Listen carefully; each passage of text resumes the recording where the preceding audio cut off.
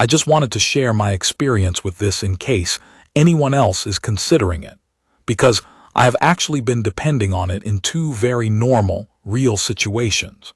One is running power for my food trailer when I am parked somewhere that does not have hookups. The other is keeping my house running when the power goes out during storms. I am not talking about theory here. I have used this unit enough that it has dirt on it, scuffs on the frame, and that slightly gassy smell that always seems to follow generators around.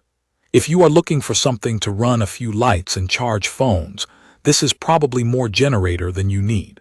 Where it makes sense is when you need steady power for appliances that cycle on and off, like refrigerators and freezers, and you want enough headroom that the generator is not constantly struggling. It also makes sense if you want a portable generator that can connect through a transfer switch to run selected circuits at home. That is exactly how I use it. What makes this one stand out for me is not anything fancy. It is that it starts easily most of the time. It holds a steady output under the kind of mixed loads I actually use, and it has outlet options that fit both my trailer and my home setup without me doing a bunch of workarounds. I also like that it has an electric start because when you are tired or it is raining, or you are trying to keep food cold while a line is forming, you do not want to fight with a pull cord. Physically, it is a heavy unit. I am not going to pretend it is easy to lift. I treat it like something I roll and position, not something I carry. The frame feels solid, like it can take being moved around and bumped. The wheels and handle are what make it manageable. When I tilt it back onto the wheels, I can move it across a driveway or packed dirt without too much effort. If you are dealing with gravel or soft ground, you still have to pay attention, because it can dig in and you will feel that weight fast. The control area is laid out in a way that is simple enough that I do not have to think about it. The outlets are easy to reach. The fuel gauge is one of those small things that ends up mattering a lot. I check it constantly, especially on long days. It saves me from guessing, and it helps me plan refueling instead of getting surprised at the worst time. The tank is on top, which makes filling straightforward, but I will say this. You need to be careful with spills. If you top it off too quickly, it is easy to splash, and then you are dealing with fumes and cleanup. Starting it with the electric start is usually quick when the battery is in good shape. I turn the key and it catches without drama. I do stay on top of the battery, because if you let it sit too long without use, you can feel that electric start get less confident. There is also a pull start on the side. I have used it as a backup. It is not fun, but it works. Sometimes it takes a few pulls, especially if it has been sitting or the temperature is not ideal, but once it is running, it settles in and stays running. In daily use, I have a routine. I roll it into position outside, on a stable surface, with the exhaust pointed away from doors and windows. I check oil, check fuel, and I let it warm up for a minute before putting a heavy load on it. That warm-up makes a difference in how smoothly it takes on bigger loads. For the food trailer, I plug into the outlet that matches what my trailer expects, and then I bring equipment online in a controlled way. I do not flip everything on at once, because that is where any generator can stumble. When I do it in a sensible order, it handles refrigerators, freezers, lights, and cooking equipment without the engine sounding like it is gasping for air. One of my biggest real-life tests is the moment a compressor kicks on. In the trailer, that happens with cooling equipment. At home, it happens with air conditioning. With this generator, I have found it handles those on and off cycles well as long as I am not trying to run absolutely everything at the same time. In my house, I use a transfer switch setup.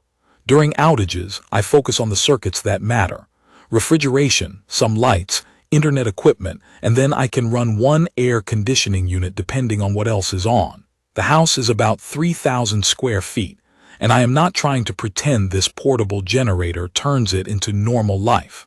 It is more like controlled comfort. I can keep it livable, keep food safe, keep devices charged, and keep a reasonable amount of cooling. Noise is what it is with an open-frame generator like this. It is not quiet. When it is under load, you hear it clearly. For an event, I place it as far as I can, and I use a longer, proper cord so it is not right next to where people are standing. At home, I am also careful about placement for the same reason. You will hear it through the walls, especially at night. I got used to it, but if you are very sensitive to noise, you should expect that. Fuel use depends on load, and that is the honest answer. When I am running the trailer hard, it goes through fuel faster than you want. When I am running selected home circuits and being mindful, it lasts longer. The fuel gauge helps, but I still keep extra fuel stored safely because outages do not care about your schedule. I also recommend not waiting until it is almost empty, because refueling a hot generator is not something I like doing.